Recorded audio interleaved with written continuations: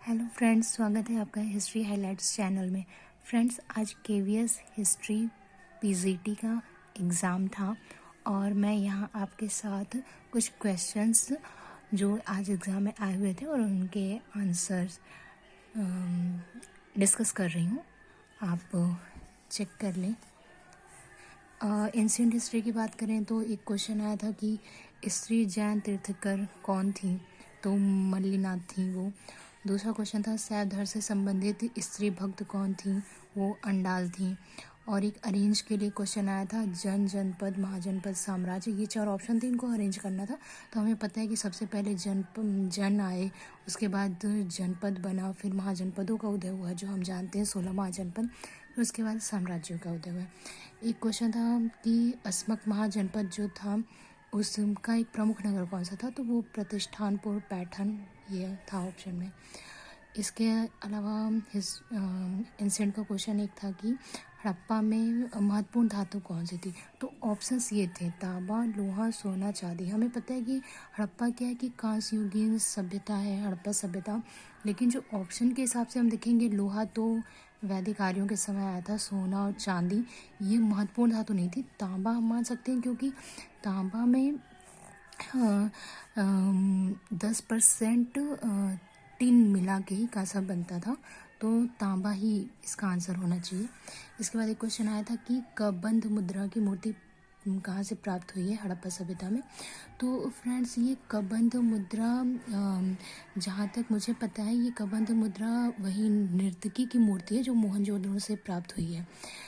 इसके बाद sir friends एक क्वेश्चन था कि ये संवत को अरेंज करना था, तो मालो संवत हमें पता है कि विक्रम संवत है जो 58 ईसा पूर्व में था, यही है विक्रम संवत। शक संवत 78 ईसा में था। इसके बाद वल्लभी संवत ये 400-500 ईसा के लगभग है। उसके बाद कलचुरी संवत जहाँ तक मुझे याद आ रहा है 1017 ईस्वी है, तो इसका ये है। इसके बाद एक क्वेश्चन था कि अश्वमेध प्रकार के सिक्के किसने चलाए थे, तो ये हमें पता है फ्रेंड्स समुद्रगुप्त और कुमारगुप्त ने, 2 लोगों ने अश्वमेध प्रकार के सिक्के चलाए थे।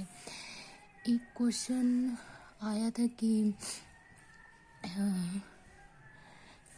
और फ्रेंड्स अच्छा हम अब देखते हैं कि और क्या क्वेश्चन थे। मेडुअल हिस्ट्री के क्वेश्चंस देख लेते हैं हम लोग। मेडुअल हिस्ट्री में फ्रेंड एक क्वेश्चन था अरेंजमेंट के लिए, इसमें 4 थे, मुझे नाथ मुनि, रामानुचार, वल्लभाचार्य और एक चौथे एक और थे वो मुझे नहीं याद आ रहा, लेकिन ये 3 थे तो इनको ऐसे अरेंज करना था। एक सूफी का एक ये मैचिंग वाला क्वेश्चन आया था, तो इसमें विलायत का अर्थ होता है आध्यात्मिक क्षेत्र, मुरीद का शिष्य और पीर का गुरु, एक ये क्वेश्चन था। एक नेक्स्ट क्वेश्चन था कि शाहजहां ने किस सिलसिले के सूफी संत की मदद ली थी अपने बदखशा अभियान के समय, तो जहाँ तक मुझे पता है ये नक्शबंदी सिलसिले के थे ये।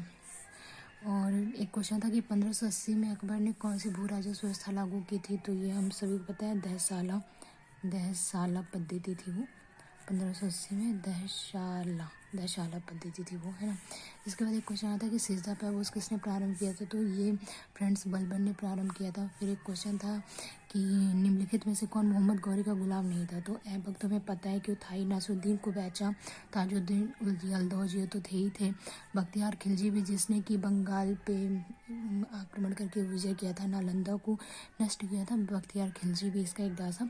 तुगरिल खान नहीं था, तुगरिल था जो था कि इल्तुतमिश का दास था।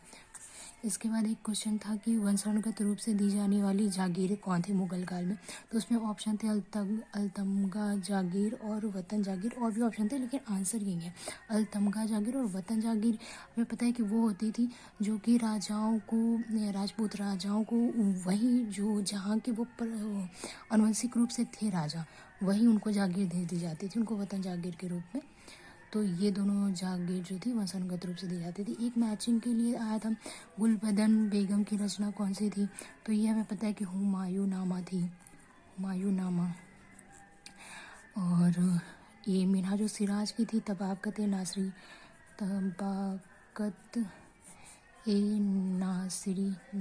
थी। एक था याहिया बिन अहमद सर हिंदी का, तो इनका था तारीख मुबारक शाही, तारीख मुबारक शाही। अभी तो मुझे इतने क्वेश्चन याद आ रहे हैं। इसके अलावा फ्रेंड्स मॉडर्न इंडिया के क्वेश्चन अगर हम लोग देखें तो क्वेश्चन आया था कि ठगी को किसने समाप्त किया था, तो कर्नल स्लीमैन ने समाप्त किया था। फिर आता सती प्रथा पर किसने रोक लगाया, हमें पता है लॉर्ड विलियम बेंटिंक ने। रैयतवाड़ी व्यवस्था कहाँ लागू की गई थी, तो ये पंजाब और मध्य भारत में इसको लागू किया गया था। फिर एक क्वेश्चन था मैचिंग के लिए, इसमें मुझे चार मतलब थे मैचिंग के लिए, लेकिन मुझे एक याद आ रहा है, और गांधी बिफोर इंडिया ये रामचंद्र गुहा ने लिखी है। इसके अलावा एक क्वेश्चन एक और था मैचिंग के लिए, ये भी राइटर्स थे, तो सुरेंद्रनाथ बनर्जी की नेशन इन मेकिंग है, अब्दुल कलाम आज़ाद की इंडिया मीन्स फ्रीडम है, दादाभाई नौरोजी की poverty and un British rule in India है, महात्मा गांधी की हिंदू स्वराज है। इसके बाद एक क्वेश्चन आया था कि 1668 में ईस्ट इंडिया कंपनी ने बम्बई किससे प्राप्त किया था, तो ये हमें पता है कि जो पुर्तगाली राजकुमारी थी उनका विवाह हुआ था 1661 में इंग्लैंड के राजा चार्ल्स द्वितीय से। तो चार्ल्स द्वितीय ने 1668 में किराए पे बम्बई द्वीप दे दिया था ईस्ट इंडिया कंपनी को, तो ये उन्होंने पुर्तगालियों से प्राप्त किया, उससे पहले ये पुर्तगालियों के पास था। ठीक है, पुर्तगालियों ने दहेज में दिया और राजा ने इनको दिया 1668 में। फिर है कि टीपू किस युद्ध में पराजित हुआ और उसकी मृत्यु हो गई उसी युद्ध में, तो ये चतुर्थ आंग्ल मैसूर युद्ध था, ये 1799 में हुआ था, ये 1799 में हुआ था। ठीक है, इसके बाद है कि वांडेवास के युद्ध में किसने किसको पराजित किया, तो ये तुम्हें पता है कि वांडेवास के युद्ध में अंग्रेजों ने फ्रांसीसियों को पराजित किया, और ये कहा जाता है कि इस युद्ध के पश्चात अंग्रेजों ने फ्रांसीसियों को भारत की राजनीति से निकाल दिया था।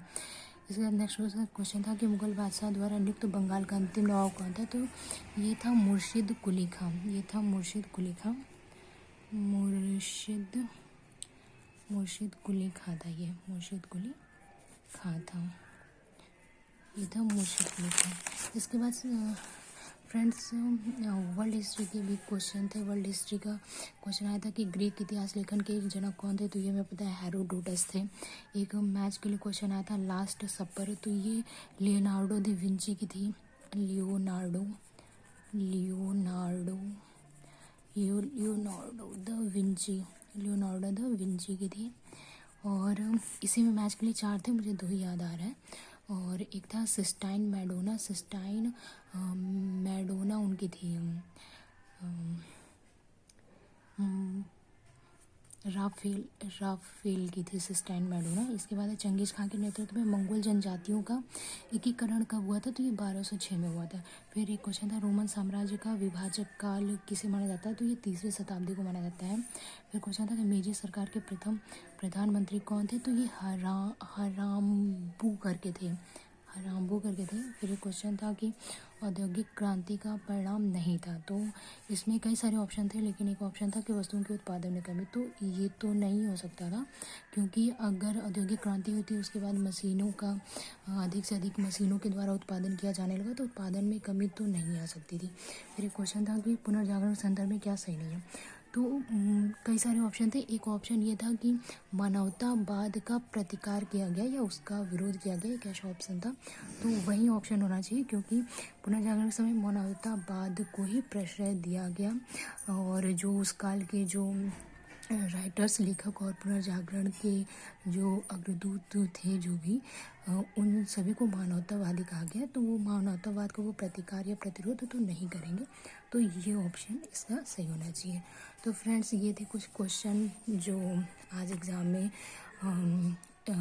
PGT KVS हिस्ट्री में पूछे गए थे। अगर आपको वीडियो पसंद आए तो प्लीज़ लाइक शेयर एंड मेरे चैनल को ज़रूर सब्सक्राइब करें। Thank you very much.